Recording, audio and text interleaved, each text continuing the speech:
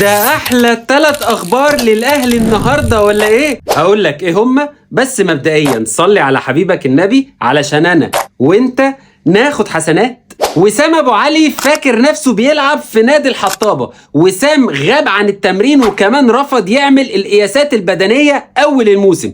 الاهلي دلوقتي وجب مع وسام ابو علي احلى واجب، خصم من عقده 10% يا غالي. ده مش بس كده، ده كمان استبعد وسام ابو علي من معسكر الاعداد في تونس. وسام كده قدامه حل من اتنين، يا اما يجيب عرض يناسب الاهلي ماديا، يا اما هيتجمد ويريح على الدكه.